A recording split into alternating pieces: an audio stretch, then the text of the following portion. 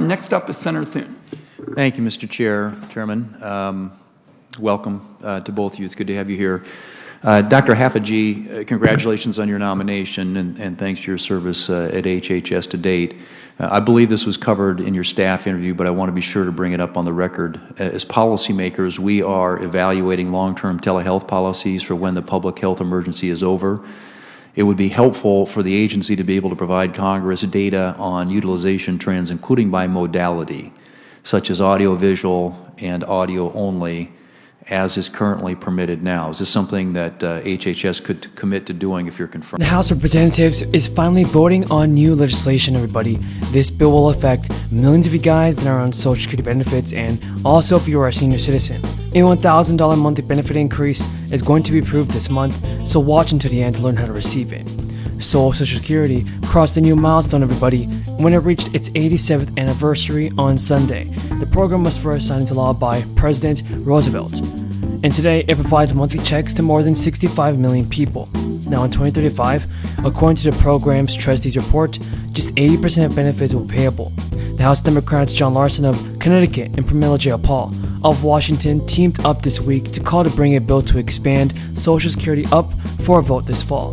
That proposal, called Social Security 2100, would expand benefits, which hasn't been done in a very long time. Representative Larson told reporters it's long overdue. They will make sure that we're enhancing a program that they need, especially during this time, to be sure benefits are adjusted for inflation with annual cost of living adjustments, while a wage index method of computing benefits was introduced in the late 1970s. But advocates for expanding Social Security argue that benefits have diminished over time. According to an analysis by the Senior Citizens League, Social Security benefits have lost 40% of their buying power since the year 2000.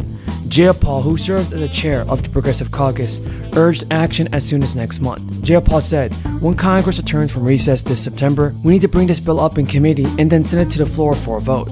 The latest Social Security 2100 bill, put forward by Larson, seeks to enhance Social Security benefits in multiple ways. It calls for increasing all checks by about 2% of the average benefit. At the same time, it would also set the minimum benefit above the poverty line and tighten to current levels. The measure for the annual cost of living adjustment would be changed with the goal of better keeping up with the costs retirees faced.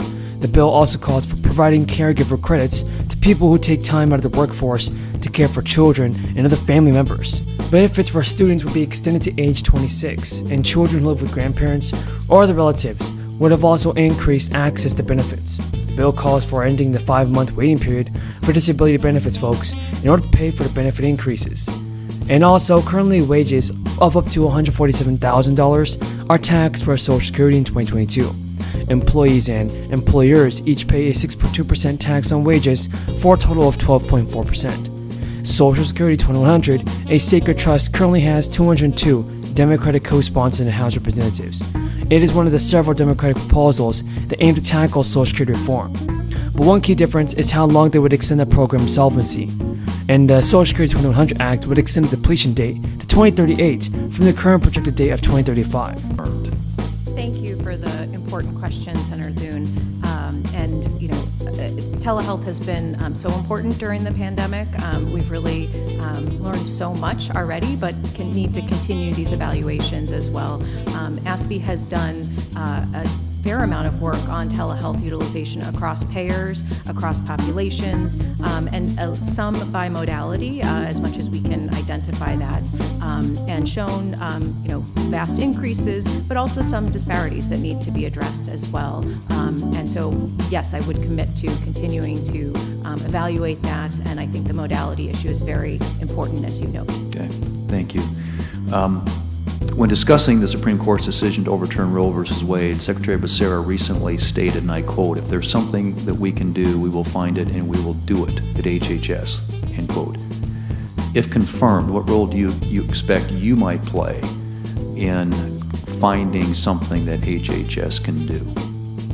Thank you for the question, Senator Thune.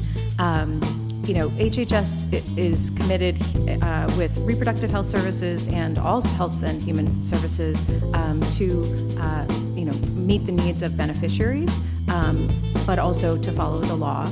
And I would commit to doing both.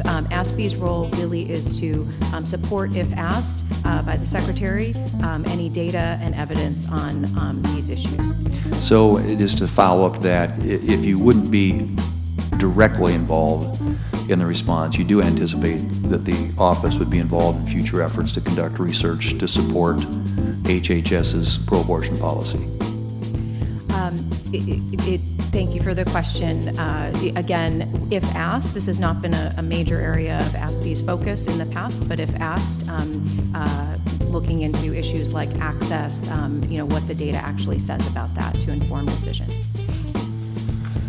Dr. Shambaugh, on April 8th of last year, you wrote a piece for Brookings titled, and I quote, "Don't overreact to inflation data this spring," end quote. The average inflation rate in March of that year really hit a bottom or a floor. So what we said you needed for the retail sector to see a sustained rally was inventories clean, exiting the third quarter, we're back to equilibrium as we moved into holiday. And then secondarily, you needed to get clarification that June and July, potentially it was the shift towards travel and leisure. It was also the peak of gasoline prices, as well as some of this excess inventory, that a lot of this was from the supply chain constraints in the front half of the year. So if we had clarification that August and September and moving forward, looking backward, June and July was the bottom, that to me at valuation levels like we're seeing, look, you have a Macy's rallying today, it's off of 3 times EBITDA levels. So some of these retailers that I cover, 200 to 300 basis points valuations below where they were trading pre-pandemic. And the situation, if the inventory's cleaned up into holiday, could actually be clean again.